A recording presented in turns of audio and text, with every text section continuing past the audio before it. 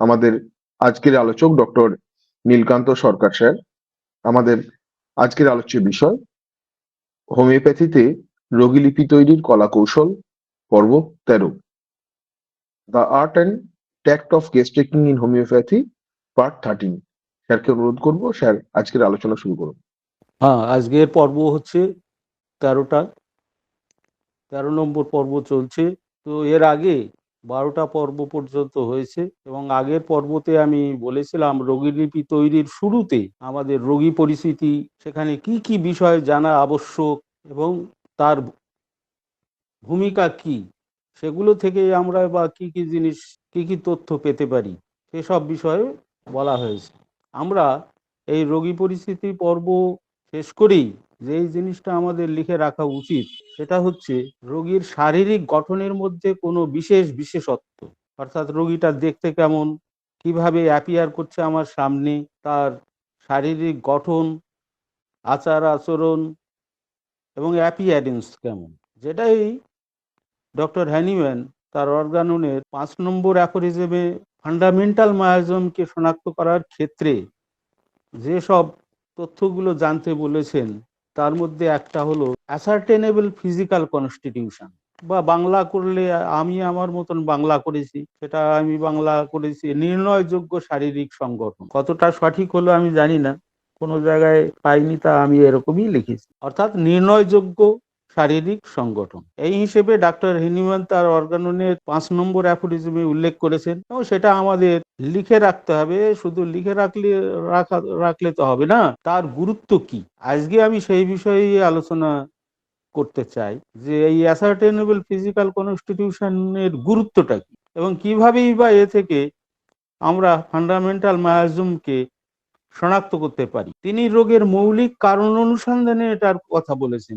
সুতরাং আমরা এ থেকে সেই জায়গায় পৌঁছবো এবং কেস রেকর্ডিং এর শুরু থেকে শেষ অবধি তার মধ্যে যে লিঙ্কটা কি আছে, সূত্রটা কি আছে, সেটাও আমাদের বুঝতে হবে। এই যে কনস্টিটিউশন, এটা তো একটা শারীরিক সংগঠন বা মেটেরিয়াল কিছু জিনিস নয়। একটা রোগী, তার শারীরিক সংগঠন এবং তার মধ্যে মন চেতনা আছে, সে চিকিৎসকের সামনে কিভাবে হাজির হচ্ছেন, সেই যে ফিজিক্যাল অ্যাপিয়ারেন্স, সেটাও একটা গুরুত্বপূর্ণ বিষয়। কেননা নির্ণয়যোগ্য কথাটার মধ্যেই তার ইঙ্গিত রয়েছে, সেগুলোই আমাদের নির্ণয় করতে হয়। সেই কারণে তিনি শুধু শারীরিক সংগঠন অর্থাৎ ফিজিক্যাল কনস্টিটিউশন কথাটা কিন্তু বলেননি, বলেছেন অ্যাসার্টেনেবল ফিজিক্যাল কনস্টিটিউশন, অর্থাৎ নির্ণয়যোগ্য শারীরিক সংগঠন। পুরাতন জটিল রোগের ক্ষেত্রে আমাদের একটা জিনিস তো জানা আছে, বা সবাই জানেন, হোমিওপ্যাথিক যারা চিকিৎসা করেন, যে আমরা কনস্টিটিউশনাল চিকিৎসা করি। কনস্টিটিউশনাল বা শারীরিক সংগঠন জনিত বলতে আমরা কি বুঝি সেটা জানা দরকার।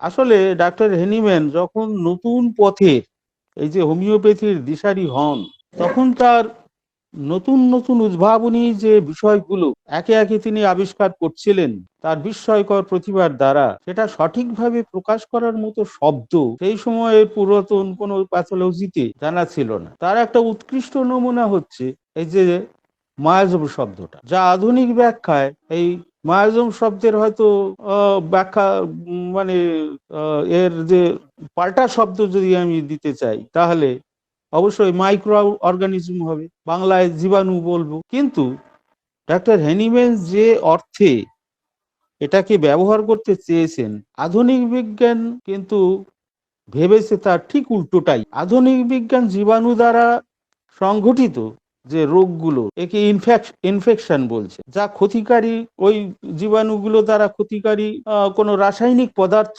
অ্যান্টিজেনিক পার্টিকেল, সেইগুলো নিঃসৃত হয়ে শরীরের কোষ কলাকে তো ফাংশনালি বিকৃত করে তোলে বা বিভিন্ন রোগ তৈরি করে তাদের মধ্যে, যা সম্পূর্ণ হচ্ছে একটা বস্তুতান্ত্রিক চিন্তাভাবনা। কিন্তু হ্যানিম্যানের চিন্তায় রোগের উৎস কিন্তু ডাইনামিক ডিরেঞ্জমেন্ট, অর্থাৎ ডাইনামিক বিকৃতি, অর্থাৎ জীবাণুর অন্তর্নিহিত যে শক্তি মানব দেহের যে জীবন নীতি পরিচালনা করছে, সেই শক্তিকে ডাইনামিক ভাবে পরিবর্তিত তথা বিকৃত করে, এবং সেটাই হলো হ্যানিম্যানের মতে রোগের কারণ। অর্থাৎ জীবাণুর অন্তর্নিহিত শক্তি, তার মধ্যেও একটা খালি অ্যান্টিজেনিক পার্টিকেল বা কেমিক্যাল রাসায়নিক পদার্থ নেই, তার মধ্যেও তো একটা শক্তি আছে, একটা ফোর্স আছে, সেই ফোর্সও ডাইনামিক, এবং সেই ডাইনামিক ফোর্স আমাদের শরীরের ডাইনামিক ফোর্সকে পরিবর্তিত করে। রোগের কারণ হলো সেই ইনফেকশন বলতে আমরা হোমিওপ্যাথিতে বুঝি তাই, কিন্তু আধুনিক বিজ্ঞান তা বুঝতে চায় না। ঠিক একইভাবে এই যে কনস্টিটিউশন, টেম্পারামেন্ট, ডায়াথিসিস, ক্রোফিউলা ইত্যাদি শব্দগুলো কিন্তু হোমিওপ্যাথিতে সেই সুদূর অতীত থেকে ব্যবহৃত হয়ে আসছে, কিন্তু এগুলোর সঠিক ব্যাখ্যা ছাড়া কিন্তু বোঝা শক্ত, কারণ এটা হচ্ছে ওল্ড প্যাথোলজির বিষয়। তো আমরা আস্তে আস্তে এই সমস্ত বিষয়গুলোর উপর আলোকপাত করব এবং বোঝার চেষ্টা করব যে আসলে কনস্টিটিউশন বলতে কি বুঝি আমরা। কনস্টিটিউশন বলতে কোনো ব্যক্তির একটা শারীরিক সংগঠন সহ সামগ্রিক ব্যক্তি স্বতন্ত্রতাকে বোঝায়, যা সে জন্মগতভাবে অর্জন করে, এবং যেটা আমাদের শরীরে একটা জৈব রাসায়নিক, যার ইংলিশ হবে বায়োকেমিক্যাল, এবং শারীরবৃত্তীয় ফিজিওলজিক্যাল বিশেষ ধরনের একটা গঠনের মধ্য দিয়ে একটা চলমান শারীরিক এবং আবেগগত বিকাশ ঘটায়, যা প্রাকৃতিক পরিবেশের সাপেক্ষে, প্রাকৃতিক বিভিন্ন ফ্যাক্টরগুলোর সাপেক্ষে পরিবর্তিত হতে পারে। সুতরাং কনস্টিটিউশনাল চিকিৎসা মানে ব্যক্তি স্বতন্ত্রতার একটা চিকিৎসা। তাই এখানে ব্যক্তির শারীরিক গঠন বৈচিত্র্য যেমন লক্ষ্য করব, তেমনি তার শারীরবৃত্তীয় কার্যকলাপের অদ্ভুত অদ্ভুত যেসব ধরন, সেগুলোকে আমরা কিন্তু বুঝবো কিভাবে, যে বর্তমান কষ্টগুলো এবং জেনারেলিটিসের মধ্যে বিশেষভাবে লক্ষ্য করব এই শারীরবৃত্তীয় কার্যকলাপগুলো, আর তার অদ্ভুত মানসিক লক্ষণগুলোর ভিতর দিয়েই সামগ্রিক ব্যক্তি স্বতন্ত্রকে খুঁজে পাবো তার পার্সোনালিটি। আর টেম্পারামেন্ট বলতে তাই বোঝায়। টেম্পারামেন্ট কি? একটা পিকুলিয়ার শারীরিক গঠন আর তার মেন্টাল মেকআপ কেমন, এই দুটোর সমন্বয় টেম্পারামেন্ট। সুতরাং এখানে শারীরিক গঠন এবং মনের সত্তা, যে মেন্টাল সিমটমস আমরা যেগুলো নিয়ে থাকি, এই দুটো যোগ করলেই টেম্পারামেন্ট হয়ে যাবে রোগী। তো এভাবে আমরা কি পাবো না, সামগ্রিক ব্যক্তি স্বতন্ত্রতাকে খুঁজে পাবো। বংশগত ইতিহাস এবং অতীতের রোগের ইতিহাসের যে রোগের ভিত্তিভূমি এবং বিকাশ কেমন ভাবে হলো তা দেখতে পাবো। আর এসবের পিছনে সক্রিয় মায়াজমের উপস্থিতিও আমরা শনাক্ত করতে পারবো। এই কারণেই ডক্টর হ্যানিম্যান রোগের মৌলিক অনুসন্ধানের ক্ষেত্রে নির্ণয়যোগ্য শারীরিক সংগঠন বা অ্যাসার্টেনেবল ফিজিক্যাল কনস্টিটিউশনকে উল্লেখ করেছেন। অর্থাৎ ব্যক্তির শারীরিক বিশেষত্ব, বিশেষ বিশেষ সাংগঠনিক বৈশিষ্ট্যকে নির্ধারণ করতে হবে, কিন্তু এটা করতে গেলে দেখা যায় বিশেষ বিশেষ শারীরিক সংগঠনের বিশেষ বিশেষ প্রকাশভঙ্গিও এসে পড়ে। কারণ যে কোনো শারীরিক সংগঠনই শুধু জড় পদার্থের তো সমষ্টি নয়, তার মধ্যে চেতনা আছে, তাই তার প্রকাশভঙ্গিও নির্ধারণ করতে হবে। আর এগুলোই হলো দক্ষ চিকিৎসকের কাছে অবাঞ্ছিত লক্ষণের একটা ক্লু বা চাবিকাঠি। এবার আমরা বিশেষ শারীরিক সংগঠনের মধ্য দিয়ে, এই যে বিশেষ বিশেষ শারীরিক সংগঠনের কথা বললাম, তার মধ্য দিয়ে তাহলে মৌলিক কারণকে কিভাবে শনাক্ত করা যায়, অর্থাৎ মায়াজমের প্রকাশ কেমন হয় তা জানার চেষ্টা করুন। সাধারণভাবে আমরা যদি কোনো ব্যক্তির শারীরিক সংগঠনকে লক্ষ্য করি, তাহলে দেখব এই জগতে যে অজস্র মনুষ্য প্রজাতি রয়েছে, তার মধ্যে কত বিভিন্ন ধরনের শারীরিক সংগঠন ক্রমাগত জন্ম নিয়ে চলেছে। তো সেইটি আমরা নির্ধারণ করতে যাব। যেমন সাধারণত যদি সোরার বৈশিষ্ট্যকে আমরা ধরি, সোরা, দেখা যাবে এর রোগীরা লম্বা, পাতলা অথবা মোটা চর্বিযুক্তও হতে পারে এবং খর্বও হতে পারে। তবে কিন্তু মনে রাখতে হবে, অতি খর্বতা সোরার নয়, টিউবারকুলার এবং সিফিলিটিক মায়াজমের ইঙ্গিত দেয়। গায়ের রং ফর্সা, উজ্জ্বল অথবা কালো, মেটে, বিবর্ণও হতে পারে, অর্থাৎ বিভিন্ন রকমই হতে পারে। শরীর আঁটো-সাঁটো, মাংসপেশিযুক্ত অথবা দুর্বল নরম মাংসপেশিযুক্ত, পাতলা অথবা মেদবহুলও হতে পারে। কেননা শরীর সংগঠনে মৌলগুলোর বিপাকীয় ক্রিয়া দুর্বল, আর এই দুর্বলতা থাকার কারণের ঘাটতিজনিত অভাব, এটাকে বলছে ডেফিসিয়েন্সি, এটা লক্ষ্য করা যায়। তবে খুবই সক্রিয় শরীর সংগঠনে, মাথা থেকে পা পর্যন্ত কিন্তু শারীরিক সংগঠনে মোটামুটি একটা সামঞ্জস্যতা বজায় থাকে এবং সৌন্দর্যপূর্ণ গঠনও হতে পারে বা প্রায়ই হয়ে থাকে। যেমন আমরা যদি phosphorus, sulphur, calcarea, সাইলেশিয়া, ন্যাট্রামিউর, graphites, Causticum, lycopodium, এইসব ওষুধগুলোর দিকে তাকাই, তাহলে দেখব যে এদের গঠন বৈচিত্র্যের মধ্যে কিছু কিছু বৈচিত্র্যপূর্ণ তো দিক আছেই, কিন্তু যে খুবই একটা অস্বাভাবিক গঠন তা দেখা যায় না। কিন্তু যদি সিফিলিস এই মায়াজমের দিকে তাকাই, তাহলে আমরা দেখব এই মায়াজম কি করছে।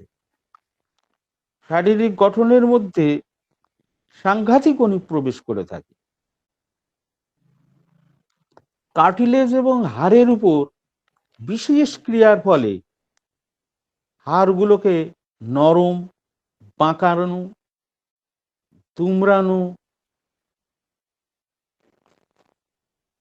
এইসব করে থাকে এবং এই অবস্থায় অনেক সময় বাচ্চারা ওই অবস্থায় জন্মও নিয়ে থাকে। নাকের হাড়, বুকের হাড়, হাত পায়ের হাড় সবই বিকৃত হতে পারে। বিভিন্ন যান্ত্রিক গঠনও ত্রুটি বিচ্যুতি এনে থাকে। যেমন চোখের গঠনে লেন্স, আইরিশ ইত্যাদি। হৃৎপিণ্ডের গঠন, ভালভের বিকৃতি, তারপরে হচ্ছে সংকুচিত মস্তিষ্ক, যেমন ধরুন রুডিমেন্টারি ব্রেন, রিকেট, দাঁতের গঠনে বিভিন্ন বিকৃতি, এইসব তৈরি করে ফেলে দিতে। এই মায়াজমের রোগীরা সাধারণত খুব একটা লম্বা হয় না, হাড়গুলো মেটে মেটে থাকে, বিশেষত হাত পায়ের যে ফ্যালেন্স গুলো মেটে মেটে থাকে। গায়ের রং উজ্জ্বল খুব কমই হয়, যদি না এর সঙ্গে সোরা এবং অন্য মায়াজম এসে যোগ দেয়। যেমন ধরুন অরামমেট, ক্যালিয়ায়োড, ক্যালিসাল্ফ, মার্কারি, নাইট্রিক অ্যাসিড, এরা ব্লন্ডি নয়, অর্থাৎ এদের গায়ের রং ময়লা, তামাটে এই জাতীয়ই বেশি হয়। যেমন ফাইটোল্যাক্কা, সিফিলিনাম, সাইলিশিয়া। সাইলিশিয়া অবশ্য টিউবারকুলার ড্রাগ, তবুও সোরাসিফিলিসের কম্বিনেশন রয়েছে। এইসব ড্রাগের দিকে তাকালে আমরা এইসব জিনিসকে যথেষ্ট রকমের ভালোভাবে শনাক্ত করতে পারি। এবার আসি টিউবারকুলার। এরা সাধারণত লম্বা হতে পারে বা বেঁটে দুই হতে পারে। এদের গায়ের রং তামাটে, কালো বা বেঁটে হয়ে থাকে। বেশিরভাগ ক্ষেত্রেই এরকম হয়। এবার অন্যরকম যে হবে না সেটা নয়, কিন্তু এক্সেপশন তো সবসময়ই থাকে। সোরার সঙ্গে সিফিলিস যুক্ত হওয়ায় সিফিলিসের ধ্বংসাত্মক ক্রিয়া এখানে আরো জোরদার হয়ে ওঠে। তাই গঠনের মধ্যে নানান ধরনের বিকৃতি, যেমন সিফিলিসের ক্ষেত্রে বলা হয়েছে, তাছাড়াও আরো অনেক রকমের বিকৃতি এসে থাকে। যেমন ধরুন, সিফিলিসের ক্ষতে তো যন্ত্রণা থাকে না, একটা ক্লিন কাট আলসার থাকে, এবং বটমে একটা চর্বিযুক্ত একটা থকথকে পদার্থ থাকে। তো এই যে ক্ষেত্রে টিউবারকুলার যদি একটা আলসার হয়, তাহলে কিন্তু প্রচুর যন্ত্রণা হয়, প্রচুর যন্ত্রণা হবে। যদি সন্ধিগুলোর ক্ষেত্রে কোনো ডিজেনারেটিভ ডিসঅর্ডার থাকে, তাহলে দেখবেন স্নায়ুর ব্যথা কত তীব্র আকার নেয়। আবার আর একটা যৌগ, যেমন সোরার সঙ্গে সাইকোসিস যদি যুক্ত হয়, এটাও হতে পারে। সোরার সঙ্গে যেমন সিফিলিস যুক্ত হয়, সোরার সঙ্গে সাইকোসিসও যুক্ত হতে পারে। এবং আমরা আমাদের প্র্যাকটিসে বহু ক্ষেত্রে এটা লক্ষ্য করছি ইদানিং। এই ক্ষেত্রে রোগী কিন্তু রোগা পাতলা অর্থাৎ ক্যাকেক্সিয়া ডেভেলপ করে।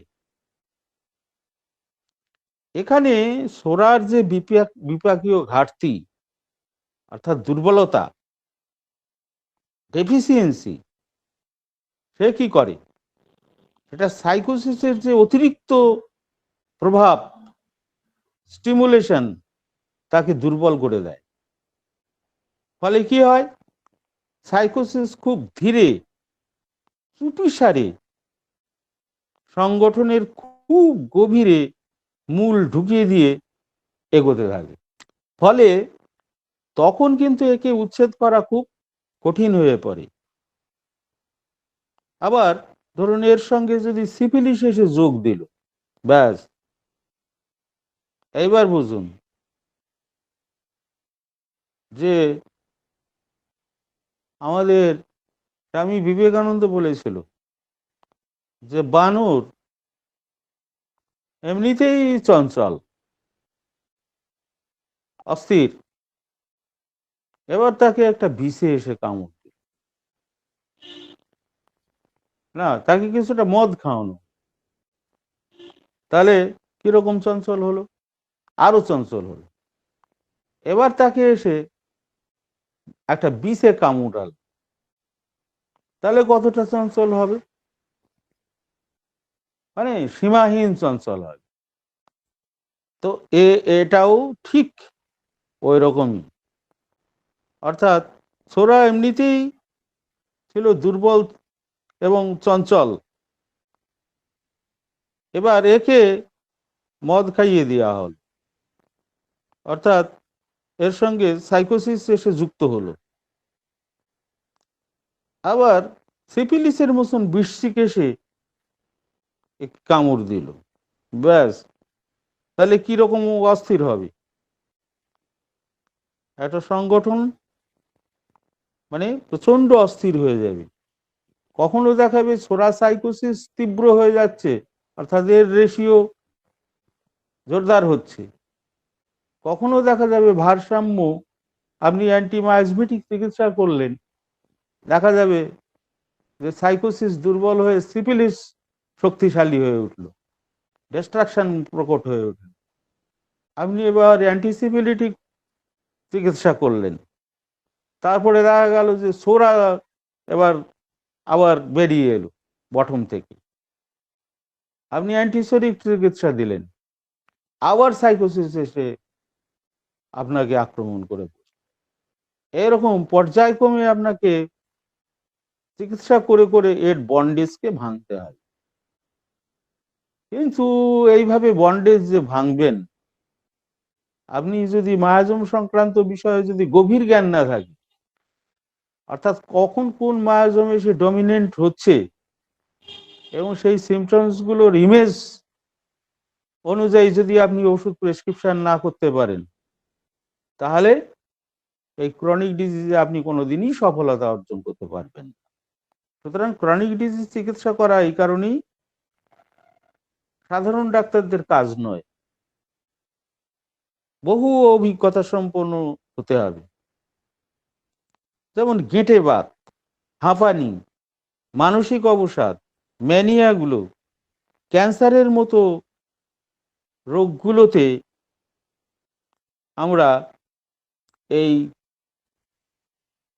ধরনের অস্থির কনস্টিটিউশন গুলো, মানে তিনটে মায়াজমের যৌগকে দেখতে পাই।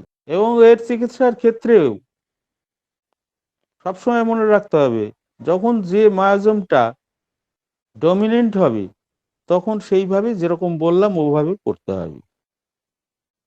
টিবারকুলিনাম, সাইলিশিয়া, ফসফরাস, নাইট্রিক অ্যাসিড, ক্যালিকার্ব, ক্যালিসালফ, ক্যালিয়ায়োড, আর্সায়োড ইত্যাদি সোরাসিফিলিস যৌগের ক্ষেত্রে কিন্তু খুবই উল্লেখযোগ্য। কিন্তু সোরাসাইকোসিসের যৌগের ক্ষেত্রে কিন্তু আমাদের উৎকৃষ্ট উদাহরণ হচ্ছে natrum sulph, sepia, nitric acid, lycopodium, platina, argentum nitricum, staphysagria, এইসব ওষুধগুলো। তবে মায়াজম যৌগিকভাবে অথবা মিশ্রিতভাবে থাকলে, যা আজকের দিনে সবসময়ই লক্ষ্য করা যাচ্ছে, যে মায়াজম যেটা আগে বললাম সক্রিয় থাকবে তাকেই প্রথম গুরুত্ব দেওয়া হয়ে থাকে। সেই অর্থে আগে বলা ওই ওষুধগুলোর সঙ্গে আপনাকে কার্সিনোসিন নামে যে মেডিসিন আছে ওটাকে সবসময় হাতে রাখতে হবে। আজকের দিনের চিকিৎসা কিন্তু কার্সিনোসিন ছাড়া প্রায় অসম্ভবই বলা চলে। যাই হোক, সাইকোসিস এই মায়াজমের গঠন সম্পর্কে আমি, মানে সাধারণ গঠন সম্পর্কে আমি বলছি এগুলো। এই মায়াজম শরীরের গঠনের মধ্যে খুবই বড় বড় অসামঞ্জস্যতা এনে থাকে। কারণ এর কাজই হলো তো কোষকলাগুলোর অনিয়ন্ত্রিত, অসামঞ্জস্যপূর্ণ অতিরিক্ত বিভাজন বা ফাংশনাল স্টিমুলেশন। ফলে কি হয়, শরীরের ভিতরে বা বাইরে যে কোনো জায়গায় যে কোনো ধরনের টিউমার, আঁচিল, অর্বুদ অথবা স্ফীতি তৈরি করে দিতে পারে। আমরা দেখেছি ডক্টর কেন্ট মেডোরিনাম বলতে যে বলেছেন যে একটা মেয়ের বিয়ে হলো, বিয়ের পরই কিছুদিন পরে দেখা যাচ্ছে যে তার শরীর রোগা হয়ে যাচ্ছে, লিউকোরিয়া ডেভেলপ করছে, তার গায়ের রং ফ্যাকাশে হচ্ছে, পেল হচ্ছে, বিবর্ণ হচ্ছে, ওয়াক্সি ওয়াক্সি কালার এসে যাচ্ছে, মোমের মতন একটা চকচকে ভাবে এসে যাচ্ছে, অ্যানিমিয়া ডেভেলপ করছে, দুর্বলতা ডেভেলপ করছে, তলপেটে অসহ্য যন্ত্রণা অনুভব করছে, ভয়ঙ্কর রকমের। এবং এই অবস্থা, এই যে ক্যাকিক্সিয়া, ওয়েট লস হয়ে যাচ্ছে, অ্যানোরেক্সিয়া ডেভেলপ করছে, তার ঘুম নষ্ট হয়ে গেছে, নিউরোলজিক্যাল বিভিন্ন রকমের সিমটম ডেভেলপ করছে, মেন্টাল মানসিক অনেক রকমের ম্যানিয়াও ডেভেলপ করছে সঙ্গে বিভিন্ন রকমের। আগে যেটা ছিল অল্প পরিষ্কার পরিচ্ছন্নতার নেচার, এখন সে অতিরিক্ত মাত্রায় খুঁতখুঁতে হয়ে গেছে। আগে তার সহ্য ক্ষমতা ছিল মোটামুটি পর্যায়ের, হয়তো ভালো, এখন একদমই তার সহ্য ক্ষমতা নেই, ইরিটেবল, পিভিশ, বিরক্ত ইত্যাদি হয়ে যাচ্ছে। বিভিন্ন রকমের স্বপ্ন দেখছে, যে মনে হচ্ছে যে সে আত্মীয় স্বজনদের ডেড বডি দেখতে পাচ্ছে, জীবিত মানুষরা মরে গেছে, জীবিত মানুষই তাদের মৃত্যুর স্বপ্ন দেখছে, অথবা পুরনো মৃত লোকেদের স্বপ্ন দেখছে ইত্যাদি। তো এরকম একটা কেস পেয়ে আমাদের প্রথমেই চিন্তা হবে যে কবে থেকে রোগী শুরু, না বিয়ের পর থেকে তার মেনস্ট্রুয়াল ইরেগুলারিটিস ডেভেলপ করেছে, ডিসমেনোরিক পেন ডেভেলপ করছে, ক্লটেড ব্লাড আসছে, এবং সেই ডিসমেনোরিক পেন বালিশের উপর শুয়ে উপুর হয়ে থাকলে ভালো লাগছে, এই সব সিমটম ইত্যাদি আমরা তো হামেশাই পেয়ে যাই। তাতে করে আমাদের কি বলছেন না ডক্টর কেন্ট, না হাজব্যান্ডস হিস্ট্রি গিভস দি ক্লু, স্বামীর হিস্ট্রি অর্থাৎ বিয়ের পর থেকে তার এটা শুরু, তাহলে স্বামীর কি ছিল, সেক্ষেত্রে অনুসন্ধান করলেই দেখা যাচ্ছে যে স্বামীর গনোরিয়ার ইনফেকশন ছিল। তো এই যে বিষয়গুলো থেকে আমরা কিন্তু সাইকোসিসের বিষয়গুলো জানতে পারব, যে তার শরীরে বিভিন্ন রকমের টিউমার ডেভেলপ করছে, গলাতে, বুকে, যেখানে সেখানে ভেরুকা ভালগারিস ডেভেলপ করছে। এই সমস্ত সাইকোসিস রোগীকে দেখলেই বোঝা যায় যে বেশিরভাগ ক্ষেত্রে দেখা যায় যে বুক সরু কিন্তু পেট মোটা, উরু, পা দুটো এবং কোমর হাতির মতন মোটা, মুখ সিরিসাধীন, যেখানে সেখানে যেন মাংসের দলা জমে আছে, ঠোঁট পুরু, বাইরের দিকে যেন ঠেলে আসছে, ঘাড়ে গর্দানে সময় হয়ে গেছে, আবার খুব পাতলা রোগাও, যেটা আগে একটু আগেই বললাম সাইকোসিসের বৈশিষ্ট্য হতে পারে। শরীরের যেখানে সেখানে, বিশেষত মুখে, গলায়, সর্বত্র অজস্র তিল, জন্মজরুল, আঁতিল, টিউমার, লিসেনফ্লাস, ভেরুকা ভালগারিস ইত্যাদি জাতীয় টিউমার দেখা যেতে পারে। প্রধান ওষুধগুলোর মধ্যে আমরা অধিকাংশ সময়ই argentum nitricum, argentum metallicum, medorrhinum, natrum sulph, nitric acid, sepia, staphysagria, thuja এবং এমনকি কার্সিনোসুনিও খুবই উল্লেখযোগ্য। এবার আমরা গঠন বৈচিত্র্য নিয়েই আলোচনা করছিলাম, এই বিষয়েই তাহলে আজকের আলোচনাটা একটু এগিয়ে নিয়ে যাই। আমি এ পর্যন্ত সোরাস সিফিলিস, সাইকোসিস, টিউবারকুলার ডায়াথিসিসের সাধারণভাবে শারীরিক বৈশিষ্ট্যগুলো বললাম। এবার বিশেষ বিশেষ অঙ্গের বৈশিষ্ট্যগুলো নিয়ে আরেকটু আলোচনা করা যাক। যেমন সোরার মুখের বৈশিষ্ট্য কেমন হয়। মুখের গঠনে কিন্তু কৌণিকতা থাকলেও,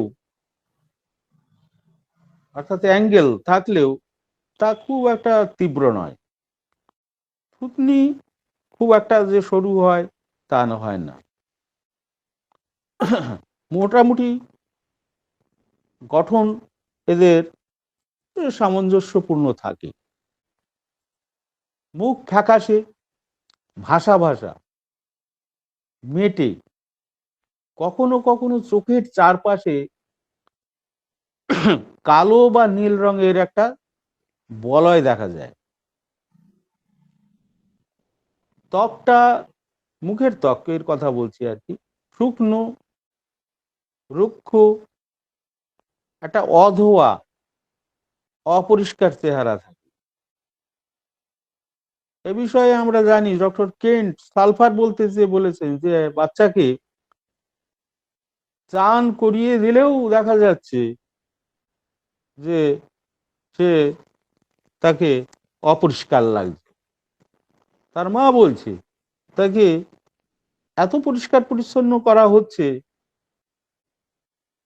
সাবান টাবান সবকিছু ডিটারজেন্ট ওই দিয়ে, কিন্তু তা সত্ত্বেও তার যে একটা রাপ, খসখসে ভাব, একটা অপরিচ্ছন্ন ভাব, এটা থেকেই যাচ্ছে। এইটাই হলো ওর পিকুলিয়ারিটি, মানে সোরার পিকুলিয়ারিটি। ছোট ছোট ব্রণ বা উদ্ভেদ মুখে থাকতে পারে, মুখে একটা হলুদাভ রঙও থাকতে পারে, যেমন সিপিআর ক্ষেত্রে আমরা দেখি একটা ইয়েলোইশ,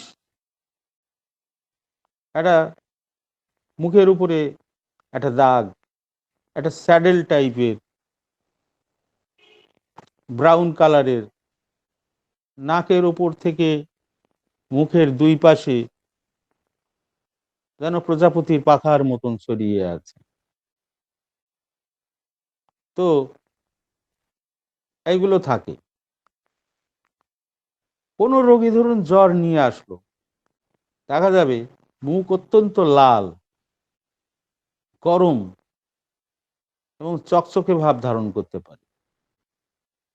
এটা ছোড়ার বৈশিষ্ট্য। এবার টিউবারকুলার রোগীদের মুখের বৈশিষ্ট্য কিরকম থাকে? এভাবে কম্পারেটিভ স্টাডির মাধ্যমে আমাদের বিভিন্ন যে আকার আকৃতি গুলোকে মাথার মধ্যে গেঁথে রাখতে হয়। তাহলে কি হবে, রোগী আসলেই আমাদের কিন্তু একটা চট করে ইমপ্রেশন তৈরি হয়ে যায়, এবং সেই ইমপ্রেশনের সঙ্গে অবশ্যই তার অন্য অন্য সিমটম খাপ খেতে হবে, বিশেষত অদ্ভুত অদ্ভুত লক্ষণগুলোর খাপ খেতে হবে। তা না হলে পরিপূর্ণ ইমেজ কিন্তু আসবে না। যাই হোক, টিউবারকুলার রোগীদের ক্ষেত্রে আমরা কি দেখি, যে চোখ গর্তে ঢোকানো, তার সাথে নীল বলয়। আমাদের মেসে, আমি যখন মেসে থাকতাম, পড়াশোনা করতাম বিএসএম এর,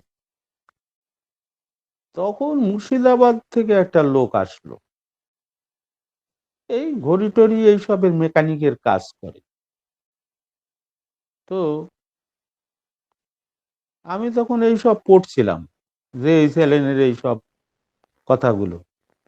তখন আমার তখন অনেকটা ফোর্থ ইয়ার, অনেকটাই পড়া হয়ে গেছে। তো ওই লোকটাকে হঠাৎ আমি দেখেই চমকে উঠেছে, আরে এই তো সেই লোক পেয়ে গেছি আমি। তার চোখ অবিশ্বাস্য ভাবে একেবারে গর্তে ঢোকানো, অতটা গর্তে ঢোকানো চোখ আমি মানে সচরাচর কোথাও দেখিনি। এবং চোখের চারিপাশে একটা কালচে রিং রয়েছে। দেখেই আমার মনে হলো, আরে এটা টিউবারকুলার মায়াজমের লোক, ইয়ে ব্যাপারটা কি। তারপরে অনেকদিন পরে সে পেটের রোগের জন্য আমার কাছে এসেছিল। তো আমি পুরো কেস রেকর্ডিং করলাম, করার পরে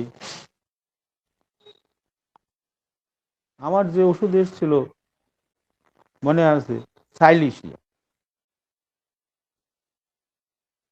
তো তখনকার দিনে আমার একটা ধারণা হয়েছিল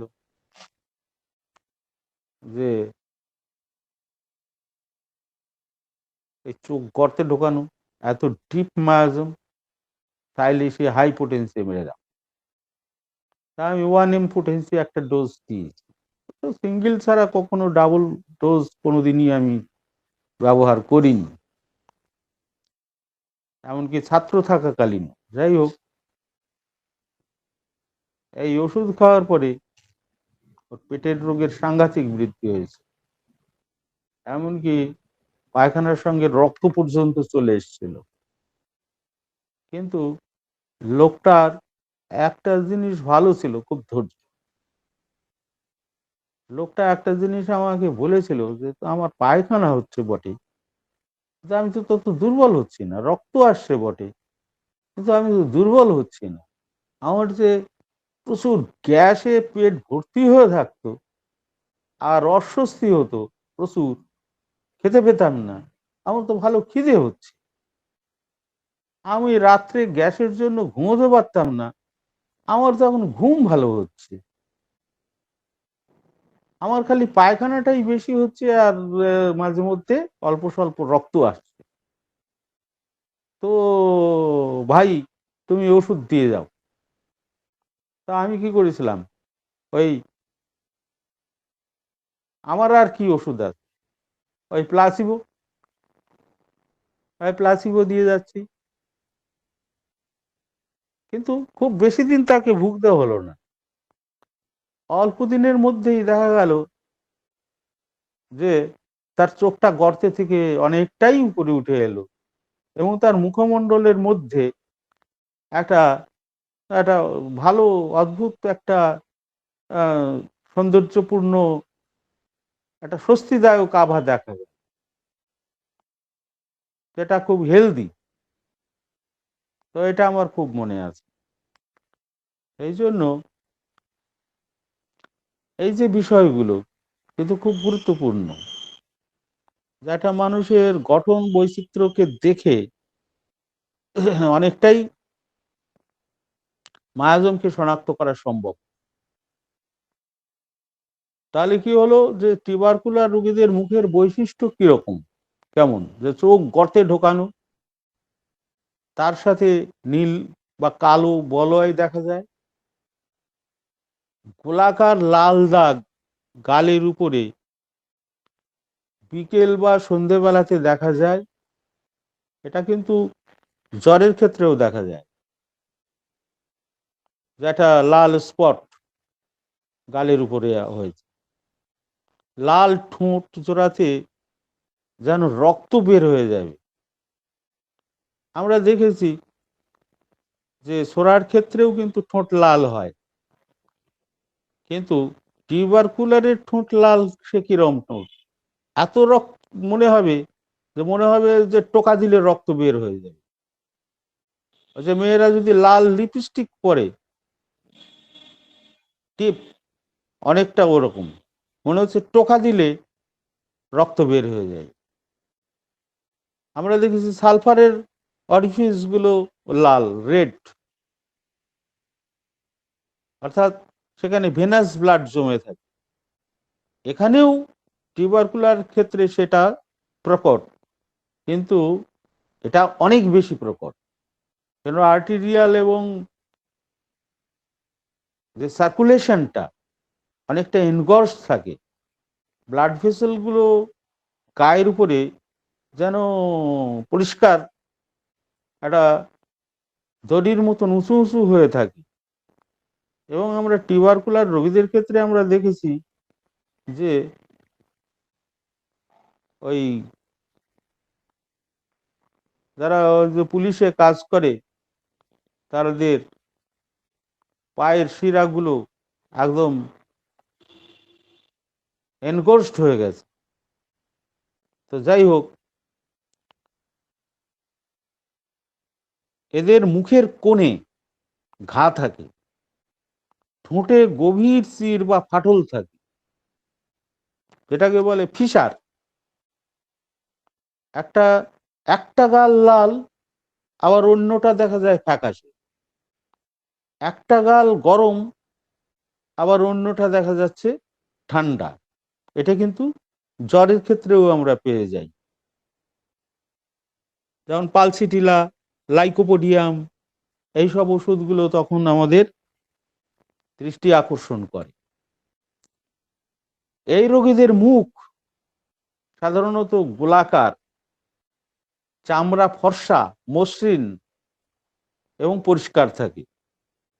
কিন্তু সালফারের ক্ষেত্রে কিন্তু উল্টোটা হয়, ত্বক মোমের মতো মসৃণ থাকে, চোখ উজ্জ্বল, জলজলে চকচকে থাকে, ভ্রু এবং চোখের চুল খুব নরম, উজ্জ্বল, লম্বা এবং সিল্কের মতো নরম থাকে, ঠোঁট পাতলা হয়। এই যে বর্ণনা, এই বর্ণনা শুনে আপনাদের কি ফসফরাসের কথা মনে হচ্ছে না? ফসফরাসের মতন ওইরকম ফাইন, ব্লন্ডি, উজ্জ্বল চোখ, মাথার চুল সিল্কি, এই যে সব বর্ণনা দেওয়া আছে আমাদের মেটিরিয়া মেডিকায়, সেই কথাটা মনে হচ্ছে না? গালের হাড় আবার অন্যরকম গঠনও হতে পারে, যেমন গালের হাড় উঁচু, পুরু ঠোঁট, অনেকটা আফ্রিকানদের মতন হতে পারে।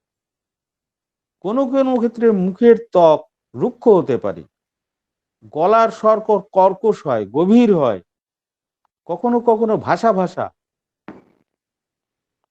চোখের পাতা লাল হতে পারে, আঁশযুক্ত হতে পারে, মামড়ি পড়া হতে পারে, চোখের পাতার যে চুলগুলো আছে সেগুলোতে মামড়ি জমে যেতে পারে, যা যেগুলো আবার ভেঙে ভেঙে যেতে পারে এবং অনিয়মিতভাবে আঁকা বাঁকা হয়। এর ফলে কি হয়, চোখের কনজিংটিভার উপরে ওই চুলগুলো ঢুকে পড়ে এবং পেশেন্ট সবসময় ওই চোখের ভুরুকে ঠিক করার দিকে মনঃসংযোগ করে থাকে। এইসব ক্ষেত্রে সিফিলিস এবং টিউবারকুলার ডায়াথিসিসের ভূমিকা খুবই সক্রিয়।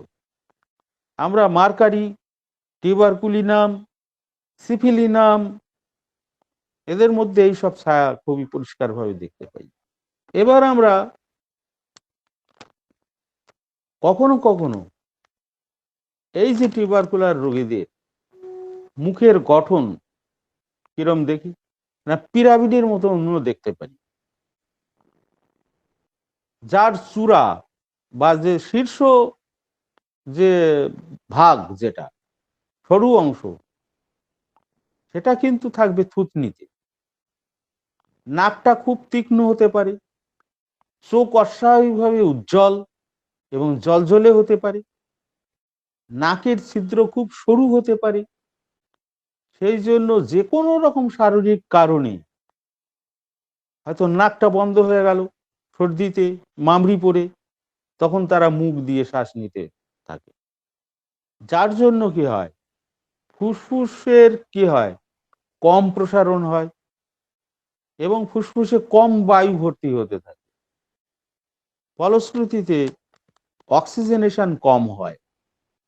যেমন ধরুন অ্যান্টিম টার্ট, এর এর ক্ষেত্রে পরিষ্কার এই চিত্র দেখা যায়। লাইকোপোডিয়াম, ক্যালিকার, এইসব ওষুধগুলোর মধ্যে এটা যথেষ্ট পরিমাণ দেখা যায়। যদিও শরীরের অন্যান্য অংশ রুগ্ন, শুকনো এবং পাতলা, মুখ কিন্তু এই রোগীদের ক্ষেত্রে দেখা যায় অনেক ক্ষেত্রেই যে যথেষ্ট তরতাজা। এমনকি রোগের শেষ অবস্থায়ও আমরা দেখেছি মুখটা যেন একটা প্রশান্ত ভাব ধারণ করে আছে, কিন্তু শরীরের অন্য অংশগুলো সেই ভাব নেই। এবার আসি সিফিলিসের মুখের গঠন কিরকম। মুখ ধূসর বর্ণের হয় এবং তেলতেলে হয়, যেটাকে আমাদের মেটেরিয়া মেডিকার ভাষায় বা রেপার্টরিতে আছে ফেস ক্রিজি। গভীর চির ধরা ফাটল থাকে ঠোঁটে, অনেক সময় এদের ক্লেফট প্যালেটও থাকে। শিশুদের ধূসর ছাইরাঙা মুখের চেহারা থাকে। এই সিফিলিসের শিশুটাকে অনেকটা দেখতে অনেক সময় বৃদ্ধের মতো লাগে, কোঁচকানো, শুকনো, একটা ভাঁজযুক্ত ত্বক, একজন বৃদ্ধ মানুষ বলে মনে হয়, একটা শিশু বৃদ্ধ বলে মনে হয়। নাকের হাড় গোড়ায় বেঁকে বসে থাকে, ডিপ্রেসড নেজাল ব্রিজ যেটাকে বলে, ফলে নাক ছোট হয়। আবার অনেক ক্ষেত্রে দেখা গেছে যে শুধু ক্যানাইন দাঁত নিয়ে জন্মগ্রহণ করে, এরা করতে পারে। দাঁত কাপের মতন, করাতের মতন, বা দাঁত ওঠার সাথে সাথেই ক্ষয়ে যাচ্ছে, ভেঙে যাচ্ছে, এটাও হতে পারে। যেমন মার্কিউরিয়াস, ক্রিওজোট, লাইকোপোডিয়াম এর উদাহরণ।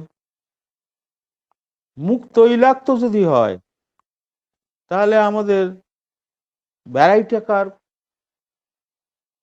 মেডোরিনাম, মার্কিউরিয়াস, ন্যাট্রামিউর, সরিনাম, থুজা, টিউবারকুলিনাম, এইসব ওষুধগুলো কিন্তু এদের মুখের কথা মনে পড়ে যায়। সাইকোসিসের মুখের গঠন কেমন হয়? এই সাইকোসিসের মুখের গঠনের অনেক সময়ই মানে সঠিক আদলে থাকে না। অনেক সময় চওড়া হতে পারে, চৌকো হতে পারে, চ্যাটানো হতে পারে, চ্যাটালু, থ্যাবড়া মাংসল নাক হতে পারে, পুরু ঠোঁটযুক্ত হয়ে থাকতে পারে। এই ধরনের মুখেও কিন্তু একটা চটচটে মোমের মতন উজ্জ্বল, যেটাকে ওয়াক্সি আভা দেখতে পাওয়া যায়। মুখে, গলায় এবং সর্বত্র অনেক আঁচিল, মূল, প্যাপিলোমা, ভেরুকা প্রজাতির উদ্ভিদ দেখতে পাওয়া যায়। থুজা, মেডোরিনাম এইসব ওষুধ এর কিন্তু উৎকৃষ্ট উদাহরণ। এর মধ্যে আমরা এইসব জিনিসগুলো বহুলভাবে লক্ষ্য করি। এবার আমরা যাই মাথার ত্বক, এটা কিরকম থাকে? এর ক্ষেত্রে সোরার বৈশিষ্ট্য কি? এখানে আমরা দেখেছি যে শুকনো খুশকির সঙ্গে প্রচুর চুলকানি থাকে। এমনকি অনেক রোগী আমাদের চেম্বারে এসেছে, মাথা নাড়া দিয়েছে একটু, ঝরঝর করে শুকনো খুশকি মাটিতে পড়ছে। আমাদের বলছে, দেখুন ডাক্তারবাবু, আমার খুশকি কিরকম। শুকনো মামড়িও থাকতে পারে মাথায়। আবার ছোট ছোট উদ্ভিদ সহ বিভিন্ন চর্মরোগ, যেমন দাঁত, একজিমাও থাকতে পারে। আর এগুলো, এইসব দাঁত বা যে কোনো চর্মরোগ দেখা যায় যে খোলা হাওয়ায় বৃদ্ধি পায়। পেশেন্ট হয়তো বাড়ি থেকে বাইরে এসেছে, বাস রাস্তায় চুলকুনি শুরু হয়ে গেছে, চুলকুতে চুলকুতে চেম্বারে ঢুকছে। এ দৃশ্য হামেশাই দেখা যায়। রোগীকে জিজ্ঞাসা করলে দেখা যায় যে সন্ধেবেলায় বাড়ে, বিছানার গরমে বাড়ে, আর মাথায় যদি ভিজে যায় কোনো রকমে তাহলে খুব সেন্সিটিভ হয়ে চুলকাতে থাকে। এমনকি তখন মাথায় চিরুনিও দেওয়া যায় না, এত সেন্সিটিভ থাকে। এই সেন্সিটিভিটি হচ্ছে ছোড়ার বৈশিষ্ট্য। মাথার আকার স্বাভাবিক এবং স্বাভাবিক রঙের হয়ে থাকে। মাথার চাঁদি কিন্তু গরম থাকে, চুলগুলো শুকনো থাকে। তো যাই হোক, মোটামুটি এ হলো মাথার ত্বকের বৈশিষ্ট্য। এবার টিউবারকুলারের ক্ষেত্রে আমরা দেখি কি দেখি না উদ্ভিদগুলো পুঁজযুক্ত হয়, যেটা ছোড়ার ক্ষেত্রে কিন্তু এতটা পুঁজ হয় না, ঘন হলুদ, এবং এই পুঁজটা হচ্ছে অনুত্তেজক অর্থাৎ ব্লান্ট টাইপের। কানের পিছনে চির বা ফাটল থাকে, কান থেকে এবং কানের পিছন থেকে খুবই দুর্গন্ধযুক্ত স্রাব বের হতে থাকে। এর যে কোনো স্থানে উদ্ভিদ বা একজিমা হলে তা কিন্তু সবসময় ভিজে ভিজে থাকবে, এটা মনে রাখতে হবে, ড্রাই হবে না।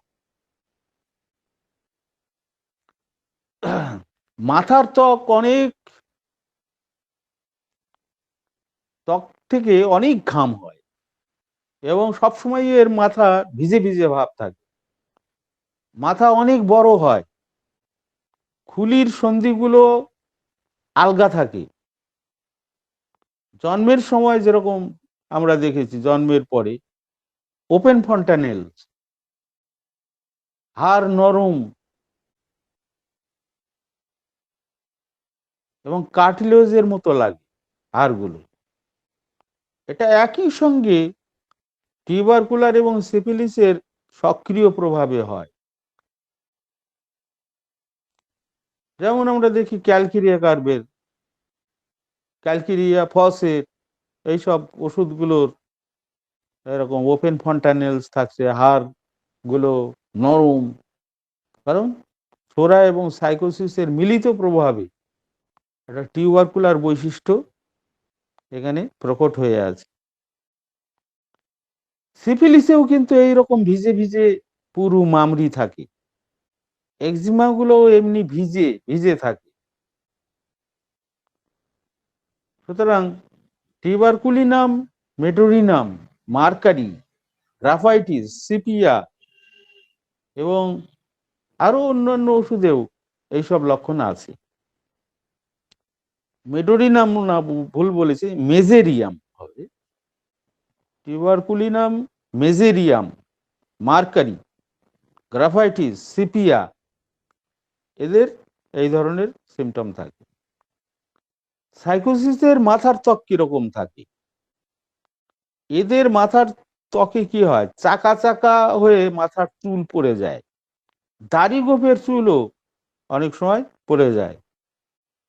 সাইকোসিসের মাথায় ঘাম হয় প্রচুর, কিন্তু সিফিলিসের মতন ভিজে যে একে অপরের সঙ্গে যে চুলগুলো জট বেঁধে যায় সেরকম যাবে না। যেমন টিউবারকুলিনাম গ্রাফাইটিসে ওরকম থাকে, চুলগুলো একসঙ্গে জট বেঁধে গেছে, এটা গ্লুড কন্ডিশন। অনেক পেশেন্টেরই দেখা যায় না মাথায় জট বলে সেটা। আচ্ছা, চোখ এবং দৃষ্টিতে আমরা কি ছোরাকে কিভাবে চিহ্নিত করব সে বিষয়ে কিছুটা বলা যায়। চক্ষু গোলকটা খুব কমই ছোরার দ্বারা আক্রান্ত হয়, সাধারণভাবে চুলকানি এবং জ্বালাটাই কিন্তু এতে বেশি থাকে, অর্থাৎ ফাংশনাল। আলোর স্পর্শকাতরতা কিন্তু থাকলেও তা টিউবারকুলার বা সিফিলিসে কিন্তু সেটা অনেক বেশি থাকে। সকালবেলায় চোখ খোলা ছোড়ার পক্ষে খুব শক্ত, কেননা মনে হয় ভারী এবং অবশ হয়ে আছে, সে খুলতে পারছে না। এবার আমরা আসি টিউবারকুলার চোখের বৈশিষ্ট্য কি। অ্যাস্টিগমেটিজম অর্থাৎ দৃষ্টিশক্তির যেখানে গোলমাল এবং অন্যান্য গুরুত্বপূর্ণ রেফ্র্যাক্টরি যে পরিবর্তন তা আমরা পাই কিন্তু এই স্ক্লেরা, লেন্স, করোয়েড, এইসব অঙ্গাণুগুলোর মধ্যে। রোদের আলোর চেয়ে কৃত্রিম আলো এরা এদের কাছে বেশি অসহ্য হয়। চোখের পাতা লাল এবং গ্র্যানুলার চোখের পাতা থাকে, অর্থাৎ গ্র্যানুলস থাকে যেটা ইনফেকশনের দ্বারা হয়। আর এই যে গ্র্যানুলার চোখের পাতা দেখতে কিন্তু যথেষ্ট ভয়ঙ্কর লাগে, একদম প্রচুর টকটকে লাল হয়ে থাকে, প্রচুর ঘন পুঁজ, তা সবুজ বা হলদেটে সবুজ রঙের হয়। এটা সাধারণত টিউবারকুলার অথবা সাইকোটিক মায়াজমের দ্বারা কিন্তু হতে পারে। সিফিলিসের এই চোখের ব্যাপারটা কিরকম না, এই মায়াজম চোখের গঠনের উপর উল্লেখযোগ্য পরিবর্তন সাধন করে। যেমন যেমন ধরুন সিলিয়ারি বডি এবং আইরিসের বিকৃত গঠন তৈরি করতে পারে, আকারের বিক্রি ঘটায় আসে। সিলিয়ারি ব্লেফারাইটিস এর খুবই উদাহরণ, যেখানে একটা ইনফ্লামেশন তৈরি করে, প্রদাহ তৈরি করে চোখের পাতায়। এবং এর যা কিছু দেখা যাবে রাত্রে অথবা সূর্য ডোববার পর বৃদ্ধি, গরমে বৃদ্ধি, এটা খেয়াল করতে হবে। আমরা দেখেছি যে টিউবারকুলিনাম, ফসফরাস, সিফিলিনাম, সাইলিশিয়া, এমনকি রুটাতেও এই ধরনের গঠনগত বিকৃতি আনতে পারে। সাইকোটিক চোখের আমরা কিরকম কি দেখব না, এর সুনির্দিষ্ট প্রদাহ থাকে, ইনফ্লামেশনটাই হচ্ছে প্রকট থাকে, এবং ঘাও থাকতে পারে, যেমন কর্নিয়াতে হতে পারে। কিন্তু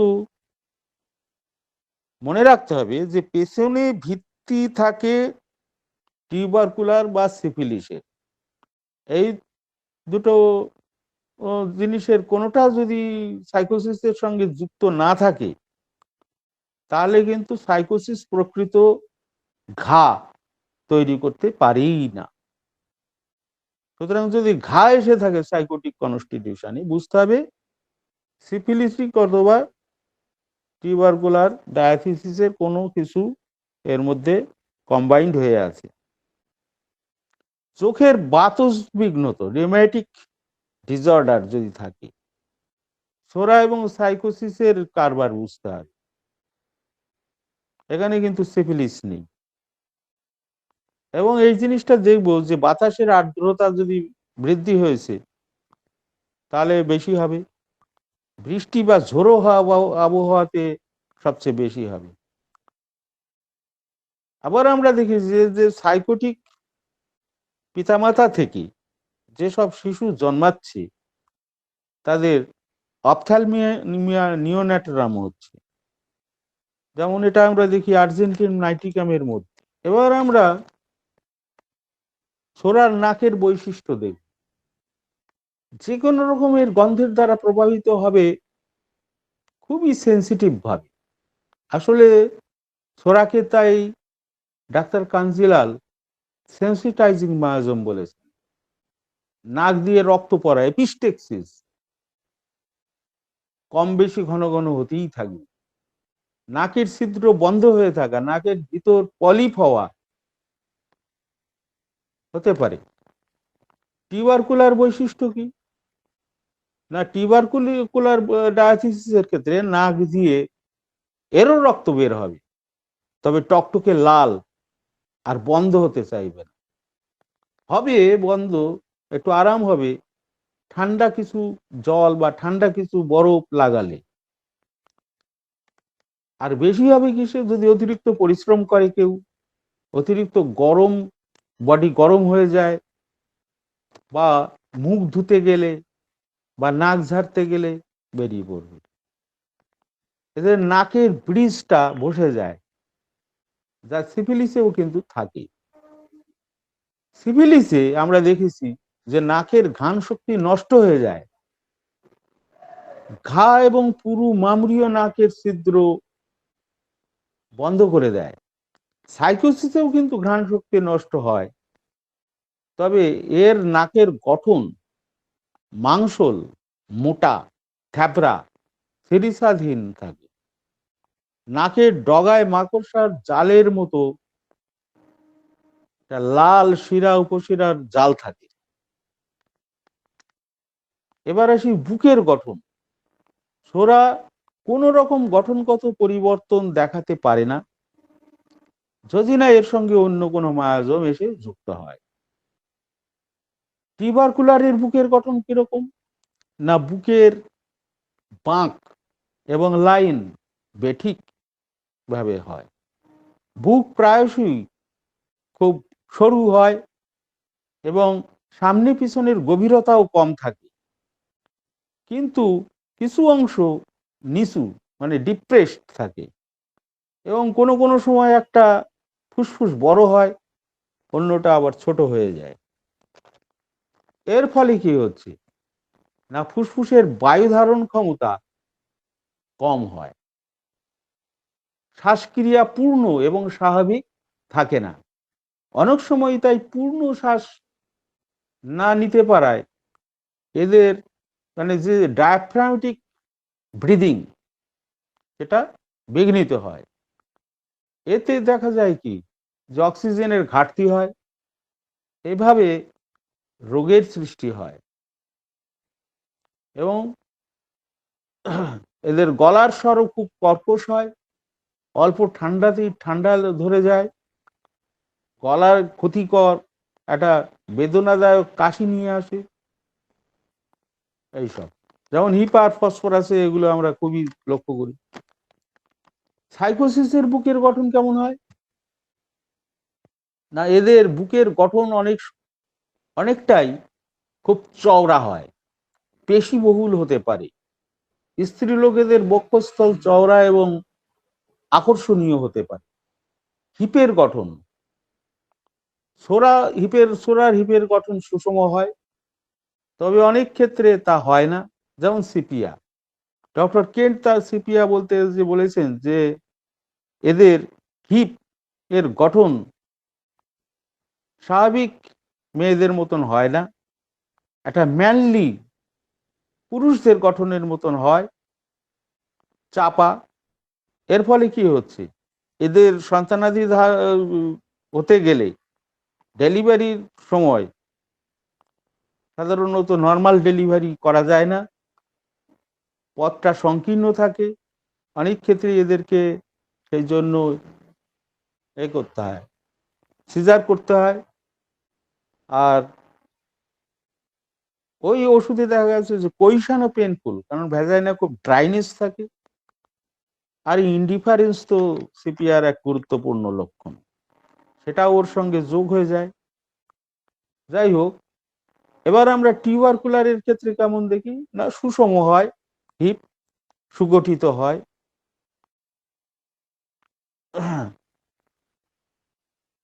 সিফিলিসের কি হয়? না, সরু কোমর হয়, কিন্তু নিতম্ব ততটা সুগঠিত হয় না। সাইকোসিসের কি হয়? না, কোমর এবং নিতম্ব এত বৃদ্ধি পায় যেটা হাতির মতো একটা অসামঞ্জস্যপূর্ণ হতে থাকে। যেমন থুজা, ক্যালকেরিয়া, গ্রাফাইটিস ইত্যাদি। এদের চলনের মধ্যে একটা দোদুল্যমানতা প্রদর্শন করার ক্ষমতা, একটা দোদুল্যমানতা মানে দুলতে দুলতে হাঁটা লক্ষ্য করা যায়, একটা প্রদর্শন করানোর একটা ভঙ্গি লক্ষ্য করা যায়। যেমন আমরা ল্যাকিসিস এবং মেডুরিনামের মধ্যে অনেক সাজগোজ করে, সোনার গয়না পরে কোনো রাস্তায়, শপিং মলে অথবা অনুষ্ঠান বাড়িতে যাওয়ার প্রবণতাকে লক্ষ্য করেছি আমাদের ক্লিনিক্যাল প্র্যাকটিসে। তো মোটামুটি গঠন বৈচিত্র্যে তো আরো অনেক কিছুই বলা যায়, কিন্তু আমি এসবগুলো উদাহরণ হিসেবে বললাম, এবং এর মধ্য দিয়ে, শারীরিক গঠনের মধ্য দিয়ে আমরা মায়াজমকে শনাক্ত করতে পারবো। তবে এই গঠন বৈচিত্র্য নিয়ে এই লেকচারই শেষ নয়, সামনের লেকচারে আমি কনস্টিটিউশনগুলো নিয়ে আরো অনেক কথাই বলার চেষ্টা করব। আজকে রাত অনেক গভীর হয়েছে, আমি এখানে শেষ করছি। সবাইকে অজস্র অজস্র ধন্যবাদ। একটি অসাধারণ আলোচনা আমাদের উপহার দেওয়ার জন্য আজকের আলোচক ডক্টর নীলকান্ত সরকার স্যারকে বিশেষ ধন্যবাদ। আজকের আলোচনা বিষয়ে যদি কারো কোনো প্রশ্ন থাকে আপনারা প্রশ্নটা রাখুন। আজকের আলোচনা সংক্রান্ত যদি কোনো প্রশ্ন থাকে আপনারা প্রশ্নটা রাখুন। এমডি সুলিমান, হ্যাঁ আপনার প্রশ্নটা। সবাইকে অনেক অনেক ধন্যবাদ, আর প্রশ্নের সুযোগ দেওয়ার জন্য আরো অনেক অনেক ধন্যবাদ। স্যার, আমার এখানে অনেক নয়েজ হচ্ছে, তো যার কারণে আমি প্রশ্নটা লিখে দিয়েছি মেসেজে, একটু স্যার দেখে নিলে ভালো হতো। মানে আমার এখানে অনেক নয়েজের কারণে একটু কথা বলতে অসুবিধা হবে। সেক্ষেত্রে আপনি প্রশ্ন লিখে দিতে পারেন, কোনো অসুবিধা নেই। জি স্যার, আমি লিখে দিচ্ছি মেসেজে, লিখে দিয়েছি স্যার। আপনারা যদি একটু মেসেজটা লক্ষ্য করেন তাহলে সেখানে দেখতে পারবেন স্যার। হ্যালো। হ্যাঁ স্যার, প্রশ্নটি কি আমি একবার পড়ে হ্যাঁ দেবো? হ্যাঁ হ্যাঁ, প্রশ্নটা পড়ে দিন। আচ্ছা আচ্ছা, আমি পড়ে দিচ্ছি। হুম। উনি লিখেছেন, শ্রদ্ধেয় স্যার, আমার প্রশ্নগুলি শেষে নজর দেওয়ার অনুরোধ রইল। হুম। প্রথম প্রশ্ন, টিউবারকুলারে সিফিলিসের প্রাধান্য বেশি, টিউবারকুলারে সাইকোসিসের প্রাধান্য বেশি, অর্জিত থুজা কিভাবে চিনব? জনৈক একজন ডাক্তার, তার মতামত, রোগী যে মায়োজমে অবস্থান করছে, চিকিৎসার শুরুতেই তাকে ওই মায়োজমের মেডিসিন দিয়ে পরে লক্ষণের ওষুধ দিতে হবে। এটা কতটা যৌক্তিক জানার ইচ্ছা ছিল স্যার। প্রশ্ন অনেক ছিল, আপাতত এই পর্যন্তই, একটু নজর দিয়েন। মায়াজমের ওষুধ দিয়ে তারপরে কি করবে? হ্যালো, হ্যাঁ, আরেকবার পড়বো স্যার? আরেকবার পড়ুন দেখি, প্রশ্নটা একটু হ্যাঁ, সরল উনি লাগছে না। লিখেছে, হ্যাঁ, টিউবারকুলার সিফিলিসের প্রাধান্য বেশি, টিউবারকুলারে সাইকোসিসের প্রাধান্য বেশি, হুম অর্জিত থুজা কিভাবে চিনব? হুম জনৈক একজন ডাক্তার, জনৈক লিখেছে, জনৈক ডাক্তার, তার মতামত, আহ, রোগী যে মায়োজমে অবস্থান করছে, হুম চিকিৎসার শুরুতে তাকে ওই মায়োজমের মেডিসিন দিয়ে পরে হুম। লক্ষণের ওষুধ দিতে হবে। এটা আচ্ছা আচ্ছা কতটা যৌক্তিক আচ্ছা, জানার ইচ্ছা ছিল। বুঝতে পেরেছি এবার। ঘটনাটা হচ্ছে যে টিউবারকুলার মায়াজম হবে তখনই, টিউবারকুলার তো মায়াজম হয় না, টিউবারকুলার ডায়াথিসিস। ডায়াথিসিস হলো যে মায়াজমগুলো যৌগিক অবস্থায় এসে এমন একটা কনস্টিটিউশন তৈরি করে, যেই কনস্টিটিউশন কোনো বিশেষ রোগের প্রতি সাসেপ্টিবিলিটি দেখায়, কোনো বিশেষ বিশেষ কিছু রোগের দিকে সাসেপ্টিবিলিটি দেখাবে সেইটা। তো এই ডায়াথিসিসের ক্ষেত্রে সিফিলিস, যদি সিফিলিস এবং সোরা যুক্ত হয়ে থাকে, সেটা ডক্টর জেইস অ্যালেন এটাকে সিউডোসোরাও বলেছেন। এই ধরনের ক্ষেত্রে আমরা সোরা সিফিলিসের যে মিশ্রণ যেই সমস্ত ওষুধগুলোর মধ্যে আছে, সাধারণত সেই ওষুধগুলো দেব। তবে এটা নয়, কখনো মনে রাখতে হবে যে সিমটমসগুলোকে ভেরিফাই না করে আমরা কখনো কোনো মায়াজমকে শনাক্ত করতে পারি না। কারণ সিমটমই হচ্ছে সব কথার মূল কথা। সিমটমস কি? Symptoms are the outwardly reflected picture of the internal essence of the disease, that is the affection of vital force. আর সেই অ্যাফেকশন অফ ভাইটাল ফোর্স কিসের দ্বারা হয়? মায়াজমের দ্বারা। তাহলে মায়াজমকে শনাক্ত করতে গেলে এই যে আউটওয়ার্ডলি রিফ্লেক্টেড পিকচার যেটা আসছে, যেটাকে আমরা লক্ষণ বলছি, সেই লক্ষণের দ্বারা আমরা ইন্ডিভিজুয়ালিটি বা ব্যক্তি স্বাতন্ত্রতা নিরূপণ করব, একটা রোগের চিত্র ইমেজ জানবো, এবং সঙ্গে ডমিনেন্ট মায়াজম কোনটা ওই লক্ষণের মধ্য দিয়েই সেটা কিন্তু আমরা বুঝতে পারব। তখন সেই ডমিনেন্ট মায়াজমের ওষুধ কোনটা সেটা তো আমরা নিশ্চয়ই জানি, এবং ওই চিত্রের সঙ্গে অবশ্যই সেটা সেট হতে হয়, এটা আন্দাজিফাই করার বিষয় নয়। এবার আন্দাজে আমি মায়াজম কিভাবে চিনি?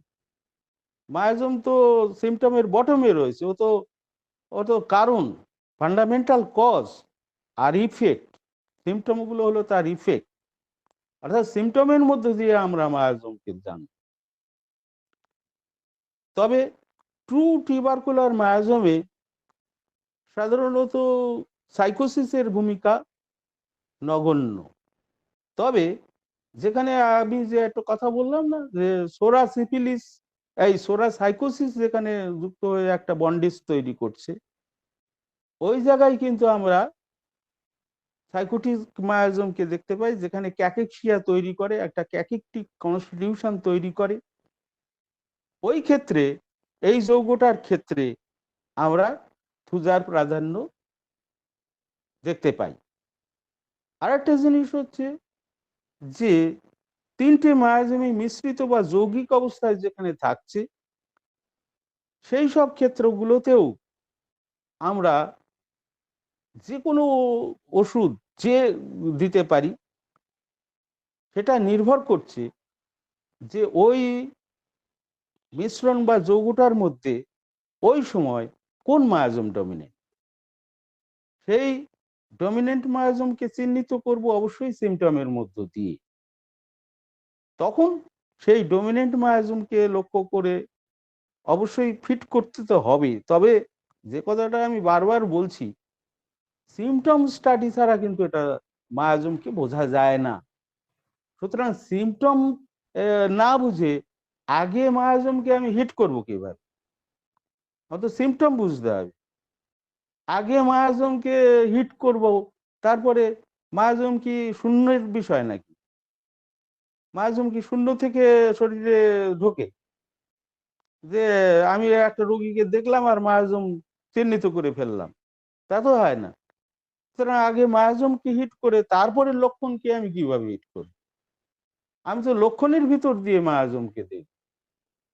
অর্থাৎ লক্ষণ হলো কারণ, মায়াজম হলো কারণ, আর লক্ষণগুলো তার ফল। এই দুটো মিলেই তো আমরা সেটা বুঝে শুনে, সবকিছু বুঝে, টোটাল কেস রেকর্ডিং বুঝে সেইভাবে চলব। Thank you. ধন্যবাদ। আহ, যদি কারো প্রশ্ন থাকে, আর 2 মিনিট আছে, আমরা এই 2 মিনিটের মধ্যে একটি প্রশ্ন নেব। হ্যান্ড রাইজ করবেন প্লিজ। আশা করি কারো কোনো প্রশ্ন নেই। আমরা এরপর চলে যাচ্ছি। আচ্ছা, সুপ্রিয়া চৌধুরী ম্যাম, আপনি হ্যান্ড রাইজ করেছিলেন, আপনি কি কিছু বলবেন? না স্যার, আলোচনা ভালো হয়েছে। আমি হাত লেগে হয়ে গেছিল, প্রশ্নের উত্তরও পেয়ে গেছি আমি, যেটা জিজ্ঞাসা আচ্ছা, ছিল। আর রমিত খান, আপনি হ্যান্ড রাইজ করেছেন, আপনি আপনার প্রশ্নটি করুন।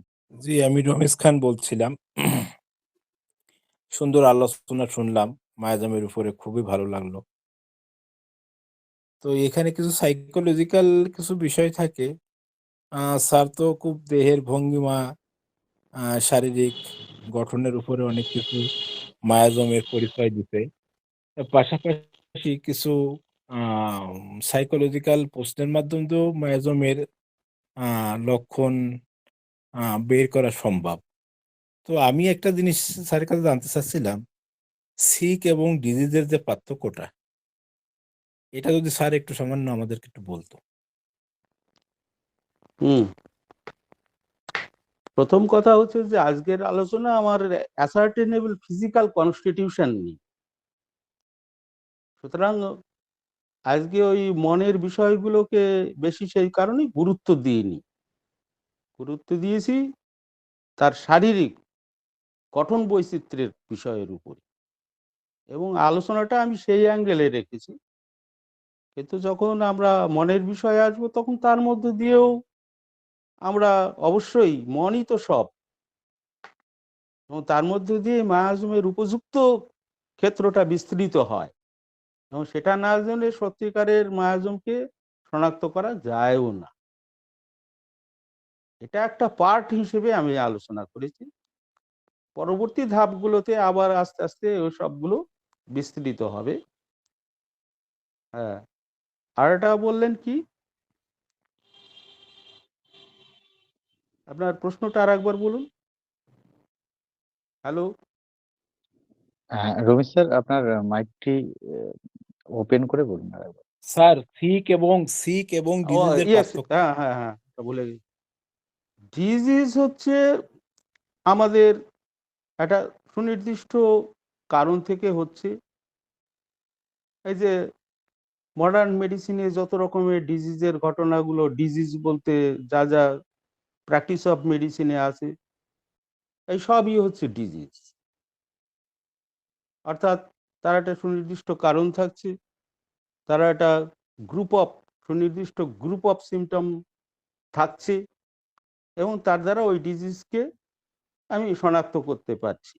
যেমন ধরুন মিজিলস একটা ডিজিজ, তো মিজিলস যদি একটা ডিজিজ হয় তার মধ্যে কি দেখব না, জ্বর দেখব, শীত দেখব, ঘাম দেখব, তারপরে দাঁতে কপ্লিক স্পট দেখলে আরো শনাক্ত করতে পারবো যে এটা হচ্ছে ডায়াগনস্টিক ক্রাইটেরিয়া, অর্থাৎ এটা সত্যিকারের মিজিলস হয়েছে।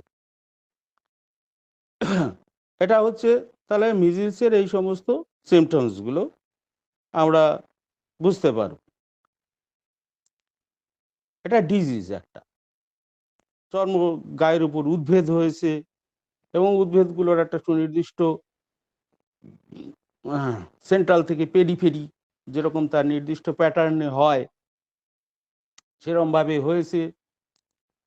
ইনফেকশনের 3 দিন বা 4 দিন পর থেকে দেখা যাচ্ছে ফিভারটা তীব্র আকার রূপ নিয়েছে, ইত্যাদি ইত্যাদি। এগুলো হচ্ছে ডিজিজ। কিন্তু সিককে সিক সিকটা হচ্ছে মানুষটা, ওই মানুষটা সিক, মানুষটা অসুস্থ। এগুলো রোগের সিমটম, রোগের দ্বারা মানুষ অসুস্থ হয়েছে ঠিকই, কিন্তু মানুষটা কি না, affection of the vital force, এটাই তো হচ্ছে সিকনেস।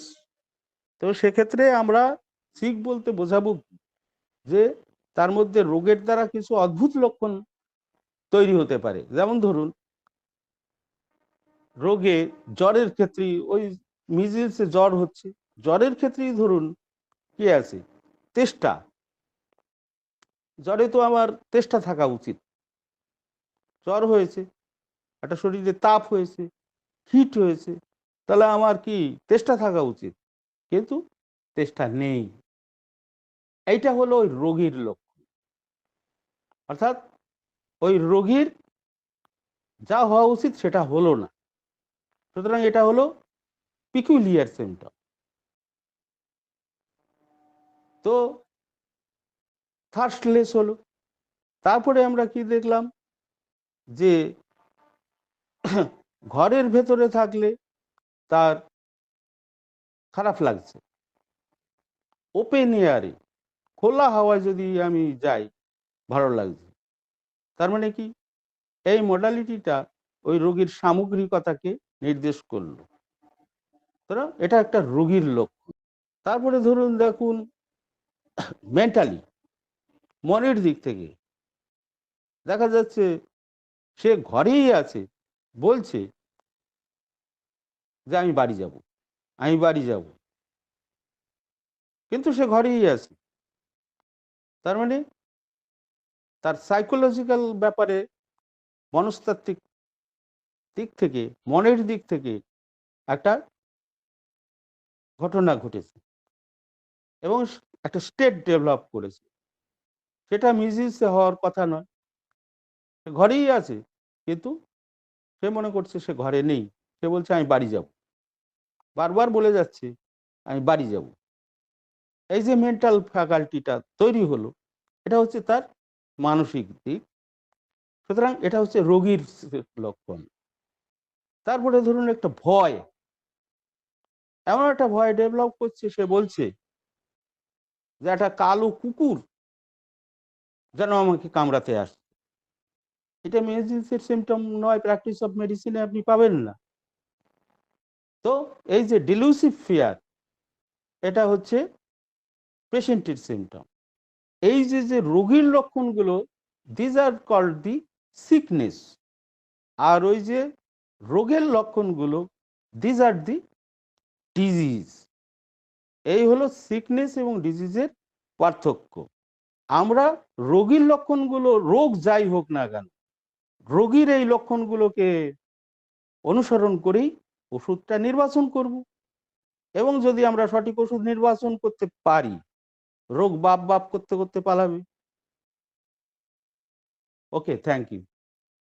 স্যার তাহলে একটু বলি স্যার, হুম। স্যার, তাহলে কি আচ্ছা, সংক্ষেপে এই কথাটা কি? হ্যাঁ রমিজ খান স্যার, কি আপনি কি স্যার, আরেকটা সংক্ষেপে কি এই কথাটুকু বলা যায় হ্যাঁ, কি বলে? যে ডিজিজের কোনো প্যাথোলজি থাকে না? সংক্ষেপে কি এটুকু বলা যেতে পারে স্যার? ডিজিজের তো প্যাথোলজি থাকবে না কেন? ডিজিজের তো প্যাথোলজিতে আছে। মিজিস একটা ব্যাকটেরিয়া, একটা না ব্যাকটেরিয়া স্যার, গঠিত রোগ। সরি স্যার, আমার বলা ভুল হয়েছে। সিকের ক্ষেত্রে বলছি, হ্যাঁ, সিকের কোনো প্যাথোলজি থাকে না, এটা কি সংক্ষেপে বলা যেতে পারে? অবশ্যই অবশ্যই। সিকেরও এরকম প্যাথোলজি থাকে না, এবং আপনি কোনো ল্যাবরেটরিতে ডিটেক্ট করতে পারবেন না।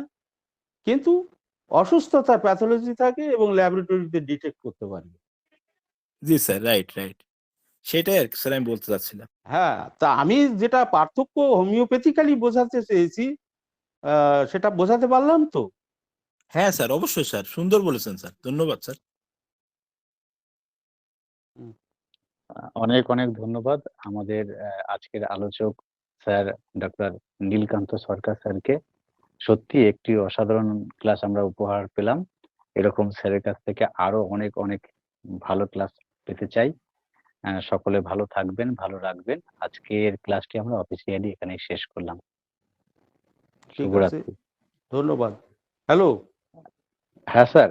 হ্যাঁ যেটা বলছিলাম যে এগুলোকে একটু ওই ভিডিও করে ছেড়ে দেবেন। হ্যাঁ, আমি ছেড়ে দিচ্ছি, ছেড়ে দিচ্ছি। আমি আপনাকে এর এর আগের কিছু তো দেখেছি যে সব হ্যাঁ হ্যাঁ, ভিডিওগুলো নেই, বুঝতে পারলেন? না না, পরপর যাবে, পরপর দিচ্ছি তো স্যার। কারণ একটু আমার সময় অনেকে লাগছে। সব বন্ধু বান্ধব আছে, তো তারাও দেখে, হ্যাঁ, তারা এডিটিং বলছে। করতে একটু সময় লাগছে স্যার, আর কিছুই না ওকে, স্যার। ওকে, ঠিক অনেক আছে। সময় লাগছে। হুম, ওকে, ঠিক আছে। ওকে। হুম। আপনি লিভ নিতে পারেন স্যার, হ্যাঁ, অনেক বিদায় রাত্রি নিচ্ছি, হচ্ছে। বিদায় নিচ্ছি। আর হ্যাঁ, সকলকে অশেষ ধন্যবাদ যারা এতক্ষণ ছিলেন আমাদের সঙ্গে। সত্যি একটা ভালো ক্লাসের সঙ্গে আমরা ছিলাম। আগামীকাল আমাদের ক্লাস আছে ডক্টর স্বপ্ননীল মন্ডল স্যারের। আপনারা সকলে আসবেন। সকলকে আমন্ত্রণ জানিয়ে রাখলাম। হ্যাঁ স্যার, আমরা বিদায় নিচ্ছি। রবিন স্যার, আমি আপনাকে হোয়াটসঅ্যাপে নক করেছিলাম, হ্যাঁ রেসপন্স হ্যাঁ হ্যাঁ, করেন নাই স্যার। আমি এত একটু বিজি ছিলাম তো, খুবই ব্যস্ত কয়েকদিন ধরে আর কি। আমি কারো আর কি উত্তর দিতে পারছিলাম না তেমন ভাবে। সকলেই আমরা চাইছি একটা ক্লাসটা হোক। আমি এখনো পর্যন্ত বিজি আর কি। বুঝতে পেরেছেন? আহ, ঠিক ঠিক আছে। আছে স্যার, ধন্যবাদ। আমি, আপনি যখন ফ্রি হবেন স্যার আমাকে একটু নোট দিলে অনেকটাই উপকার হবে। আমি এই বিষয়টা ডিসকাস করব। আমি যে বিষয়টা স্যারের প্রশ্ন করেছিলাম, এটা আপনার সাথে শেয়ার করলে, আপনি স্যারের সাথে শেয়ার করলে এইটা ক্লিয়ার ভাবে হবে। কারণ এখানে আমাদের হোমিওপ্যাথি নিয়ে আমাদের বিশাল কারো একটা কেস কারো লাগছে। কোনো অ্যাডমিনকে আপনি একটু প্রশ্নটা আপনি লিখিতভাবে পাঠিয়ে রাখুন, আমরা স্যারের কাছে পৌঁছে দেবো। ঠিক আছে। ওকে, জি স্যার, জি। ঠিক আছে। আমরা সবাই মিলে আজকের মতো বিদায় নিচ্ছি। সকলে ভালো থাকবেন। আজকের মতো আমরা সবাই মিলে বেরিয়ে যাচ্ছি।